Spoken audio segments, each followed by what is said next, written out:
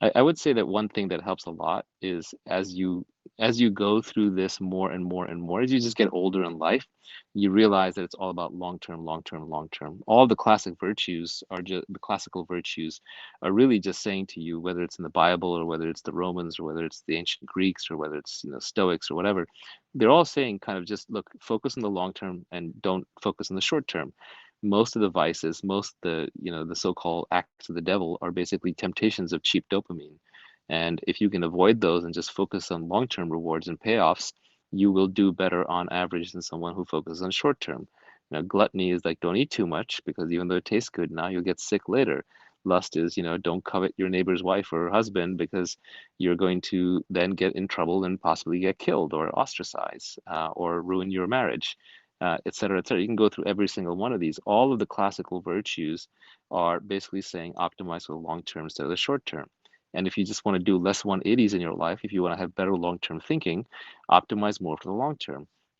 The same way, I think if you broaden the scope of your thinking based on your needs, then you're going to have better outcomes in life. For example, if you can't even take care of yourself physically or financially, then obviously you focus on that.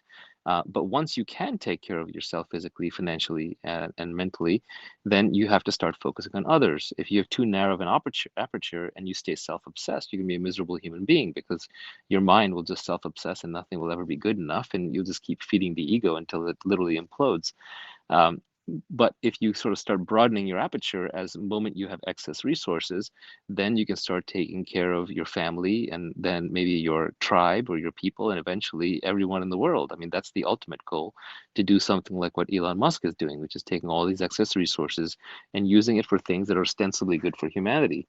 And everyone may not agree with you on what's good for humanity, but as long as you have your own vision, and that will sort of help take you out of your own ego and your own mind, and make you just a much happier person overall. It'll be sort of self-fulfilling, and you'll have to do less error correction along the way because your aperture will be both wide in helping a lot of people, and it'll also be long. It'll also be looking very, very far out. And the goal, I think, is to get to sort of a 360-degree infinite view where you're doing what's best for all of society from your own needs, from your own base of power and strength. So you are taken care of. That doesn't mean you run out and give away all your money or give away all your time to charity, because you still have to function, you still have to be happy.